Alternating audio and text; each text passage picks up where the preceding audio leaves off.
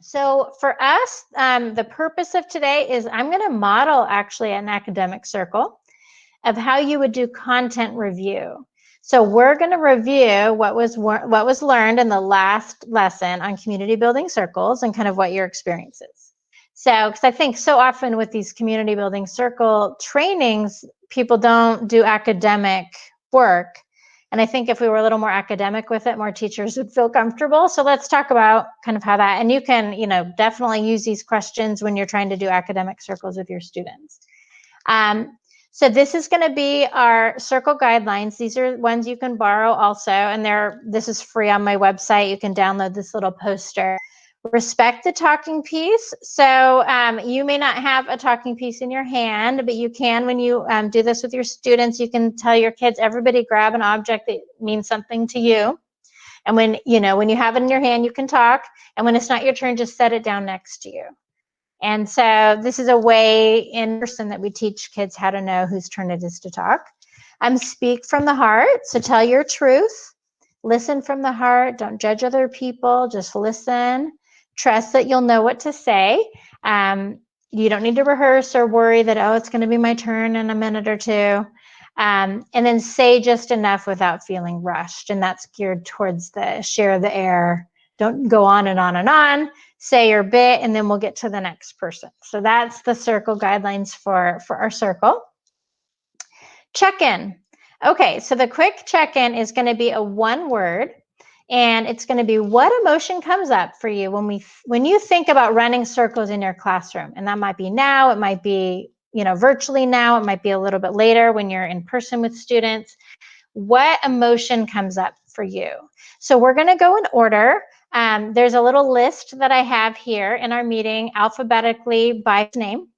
So we're going to go in order alphabetically, and the first person is going to be Amanda. Amanda, what emotion comes up when you think about running circles? Excitement. Great. Okay, Charles. Joy. Eileen. I would say joyfulness as well. Mayela. I would also say excitement. Peggy.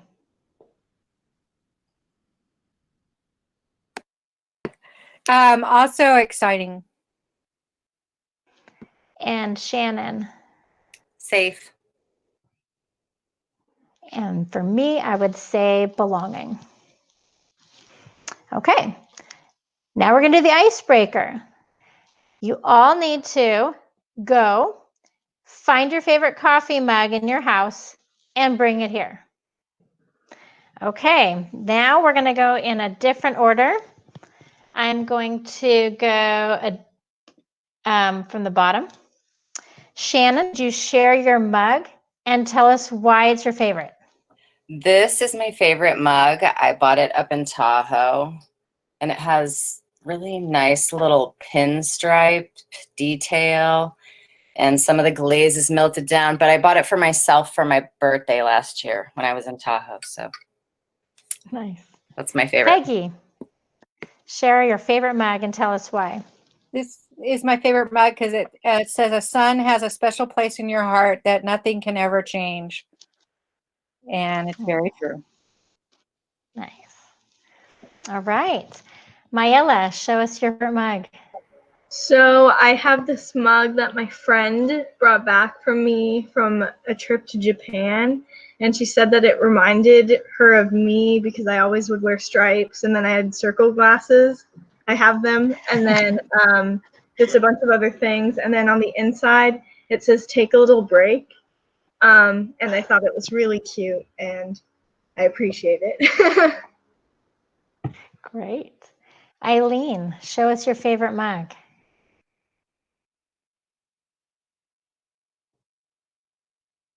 You're still muted, Eileen.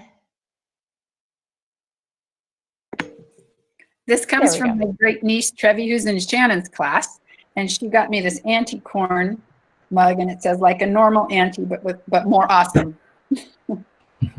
Oh, cute. All right, Charles. This is a mug. It was actually a gift to me from Marcus's mother years ago. And this is my Saturday mug. And now every day is kind of like Saturday because I just basically sit in my pajamas and drink coffee.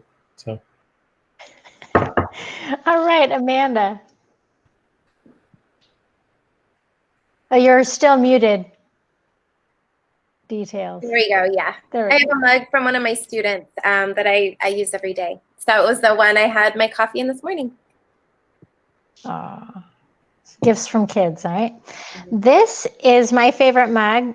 Wow. And this I bought at the cooperative at UC Davis. I used to take throwing ceramics classes there, and I was never this good, but I bought it from one of the student artists. And I'm sure they would love to know that I still have it. I have no idea who it was, but I love the color. I love how it keeps your cup forever, and it's beautiful. All right, so that is an example of an icebreaker. You all kind of connect, and you get to know a little bit. Maybe you can kind of get the temperature of the room. And that's really what it's for. Okay, so the next thing that we're going to do is, let's get back here, is the discussion.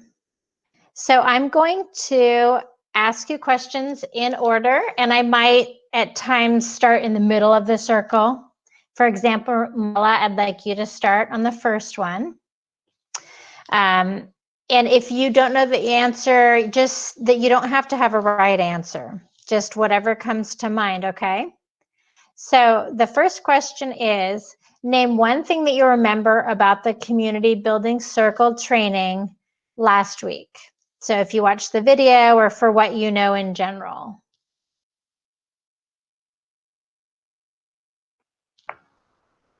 So that there's guidelines, and speaking from the heart is one of them. I know we covered it here, but that and making it a safe community space for everyone, and creating a balance through rules and agreements between the participants in the circle. Awesome. Okay. Peggy, you're next. One thing you remember about Well, I've community had building circle. a couple of different trainings for community circle, so it's not new for me. And I what stands out is the learning how to take turns and being able to share your emotions and your feelings in a safe place. Right. Shannon. Yeah, creating a safe space so everyone can share. Awesome. Thank you. Okay, let's go up to Amanda.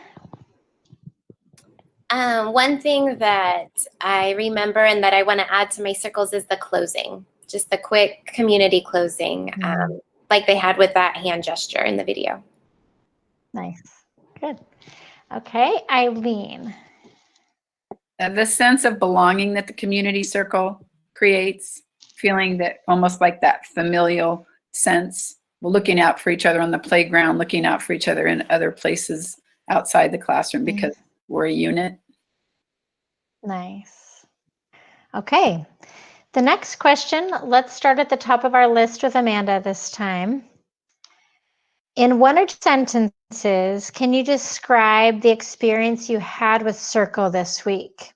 If you did them, if you didn't, what you tried, what worked, what didn't.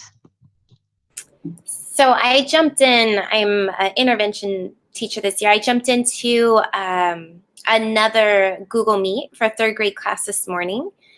And what I loved was just the very strict way that it was run online, as far as like the mics muted and students use like the thumbs up or the raise the hand icons for the Google Meet so that every single student was heard and that it ran super smooth and efficiently. I was really impressed. Great. Okay, Eileen. I don't mute my students, even though they're kindergartners, because I feel like it's an opportunity to practice active listening or listening with your heart. Just keep reminding them of that, and it goes pretty well. And I have my Zoom meetings, and most of them are taken up by the community circle most of that time. that's what we do. Oh, that's cool. All right, Mayela. I didn't really have any community circles this week. I'm at the secondary level and trying to get students to show up for the meetings and have their camera on, have their microphone on. It's kind of a struggle to pull them out of the chat. So looking for that in this meeting. Yeah. Okay, Peggy. Well, I didn't have an opportunity to do any circles. I'm working on it.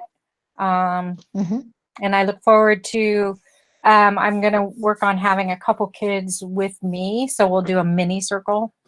And this gives me good ideas and being able to do that. I look forward to doing one. Great. Okay, Shannon. I am surprised at how I have like my two blurters in my classroom, but for the most part, everybody is pretty respectful of each other. So it surprises me that they really, they're interested. They want to hear what everybody else is doing, and they want to hear from everybody. So they're really respectful, and that's nice. Great. The next part, and you can see how really quickly a pretty organized circle can be. And this was an academic circle where I really was checking for understanding and a deepening of the learning. So the checkout today, it's going to be, what's one question that you still have about running a circle in your classroom? So this time we're going to start from the bottom of our list and work up. So Shannon, you start.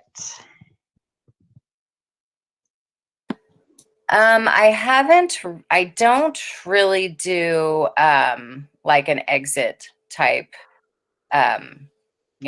thing at the end of my circle, and I'm curious about how to do that and everything. So that's mine.